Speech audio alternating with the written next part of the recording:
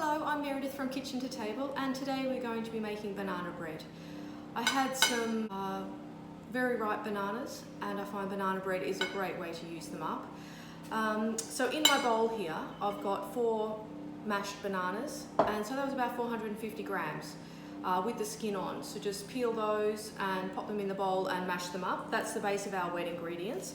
To that I'm going to add 2 beaten eggs. So we'll pop those in. And then we've also got a combination of honey and the local low GI sugar, which is from the Sunshine Sugar Mill. And that has to the wet ingredients, and we'll bring those together. Now I make this loaf fairly regularly, and I slice it up and I pop it in the freezer. I find it's great toasted for morning tea, or I might have it for breakfast with some yogurt and blueberries. So I just melt that sugar down. It's gone really hard with the honey. Okay, and also to that we're going to add 100 mils of olive oil. You can use whatever other oil you have in the cupboard, or if you prefer, you might melt 100 grams of butter. So it's all about just using the ingredients you have available. So basically that's our wet ingredients. So we've got the 450 grams of bananas, 2 eggs, and 100 mils of olive oil, and along with the honey. So that was 125 grams, and as I said, I did a combination of honey and the low GI raw sugar. Now to that we're going to add the dry ingredients. So I've got a combination of spelt flour or wholemeal flour. If you've got plain white flour at home, that's absolutely fine as well. I just like the texture that the wholemeal or spelt flour adds to the loaf. I've got some almond meal. Once again, just adds a nice moistness to the loaf. And also, in addition, I've got some muesli or granola. I find that adds an interesting texture and lovely flavour. And also some shredded coconut. And we'll spice it up with a little bit of cinnamon.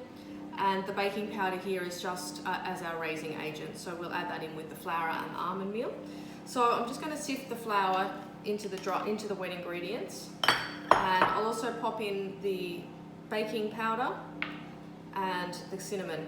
So if you add 2 teaspoons of baking powder to a cup of plain flour, you'll get self-raising flour. So that's just a really good little tip to have up your sleeves if you don't have self-raising flour in the cupboard. And in with the almond meal. I'll have the recipe for you on the website, so don't worry about that. I'll have all the quantities there for you.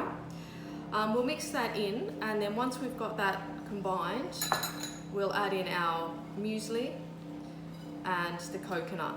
Now with the muesli, you may think, oh, I don't have any of that available. You could add in, what's that, about 1/3 of a cup of chocolate chips. You could substitute in some nuts, some pecans, or walnuts would be really lovely in this loaf. So we'll just empty that whisk out, and we'll just fold in those last couple of ingredients. So in with the muesli, and then just some nice shredded coconut to go in there as well. And just bring that all together. Just rotate your bowl and fold it in. All we're looking for here is a nice combined mixture. It doesn't have to be super smooth, and you don't want to overwork it because you don't want to toughen up the batter. Okay, so once all of those ingredients are mixed together, we're just going to pop that into the loaf pan. We'll just dollop that mixture in so that it's nice and even. Used up all the mixture. I'm just going to garnish the loaf with some banana on top. We'll slice the banana lengthwise, sit it on top, and it just adds a nice decoration to the loaf. Smooth that mixture in the loaf pan, just so you've got a nice even loaf. I've got the oven preheated at 170 degrees Celsius or 180, depends on your oven. It's going to bake for about 40 or 45 minutes until it's lovely and golden and smells delicious. So we'll just pop the banana in on the top here like that, and that will be a lovely decoration.